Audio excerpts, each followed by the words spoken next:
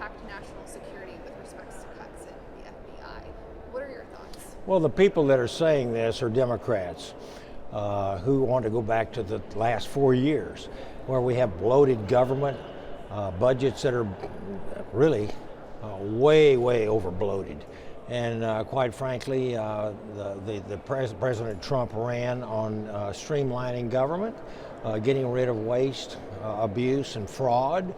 And this is exactly my platform as well. So I welcome these cuts. I really do. And as far as him going too far, I don't know how you can get around the fact that we have, I'll give you some examples, 2.4 million people working in the federal bureaucracy, not counting the active duty military or postal workers. And yet we compensate this 2.4 million with $300 billion of compensation per year, and yet we find that only 6% of federal employees are going to work full time. That tells you all you need to know about our federal bureaucracy and how it needs to be streamlined. How do you feel about Elon Musk's role in these cuts? Some have argued that perhaps he has too much power in government, even calling him the real president. What do you think about that? That's more Democrat hype. The man is not being paid. Thank God we have Elon Musk up there. The fact that he purchased Twitter has given us a platform from which to hear the truth finally.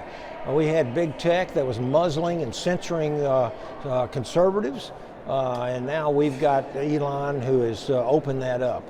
And thank God for President Trump as well in appointing Elon to what he's doing.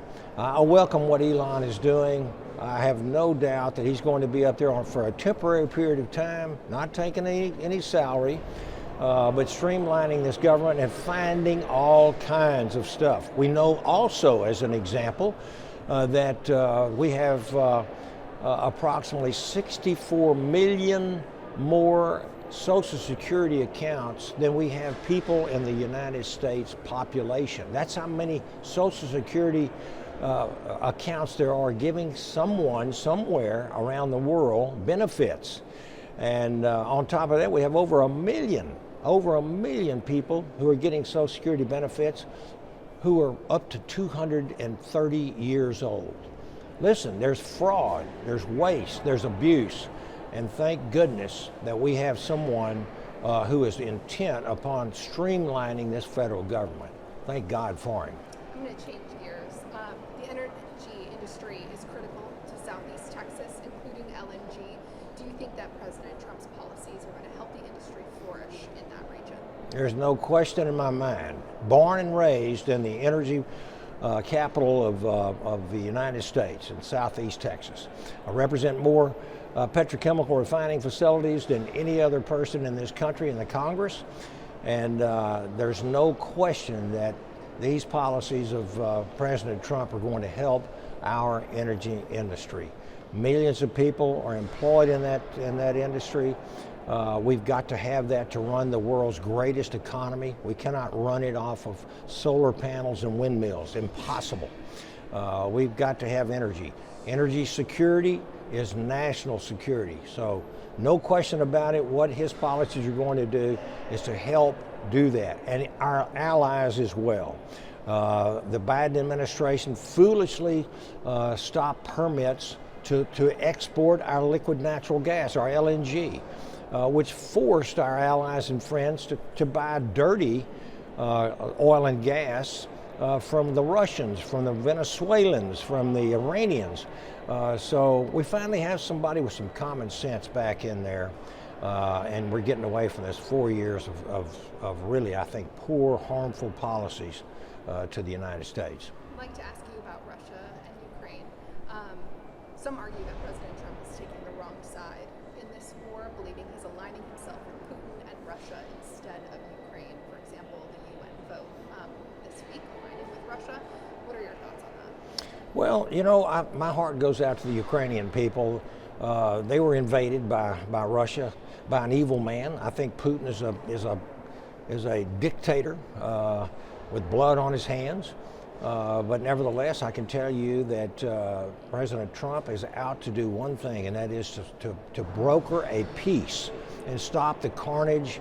I mean, there's been hundreds of thousands of deaths in that Ukrainian war, and quite frankly, I think there's more Russian deaths than there are Ukrainians.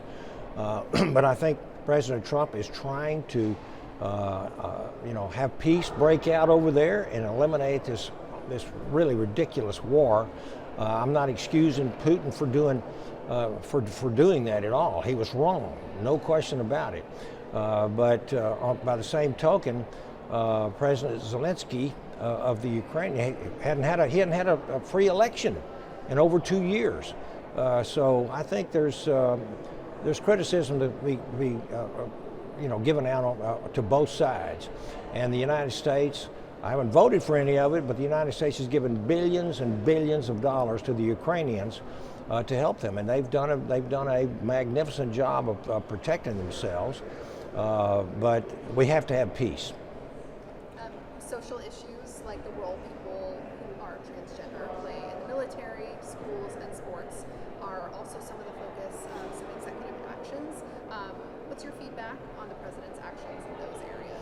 Well, it's kind of funny that we're getting pushback from DOGE and streamlining the government and saying that we're doing bad things by eliminating men and women's sports, transgenderism in our military, DEI policies are pushing, and President Trump is pushing these things back, reversing some of the damage that's been done by President Biden and his administration. And amusingly to me, it was overwhelmingly supported by the American people who they don't want transgenderism. They don't want a DEI woke military. That's why they couldn't recruit enough people. They don't want to see men and women's sports. And yet the Democrats are still defending those ridiculous policies. So let them keep doing that. I don't think anyone agrees with it, or very, very few do. And our military is there for one reason, and that is to protect us, keep us free, and to destroy our enemies if a war breaks out. And all of a sudden, it's something that's kind of interesting now that President Trump's in there. Recruitments have skyrocketed. We even have a lot more kids, young folks, wanting to get into the military academies now that we've got a new president, a new leader on the block who believes in a strong military, a strong America, and not all this woke, ridiculous stuff. Wokeness, affirmative action, hiring people on the basis of their skin color, that's illegal. That was outlawed with the Civil Rights Act in 1965. And so we can't keep doing that. It's not proper to do that, to discriminate against anyone, no matter what their color is, based on their gender or on their skin color. I approve wholeheartedly what this president is trying to do, and I'm going to support that. Thank you for your time today. Okay, you're welcome, Anna Marie. Thank you.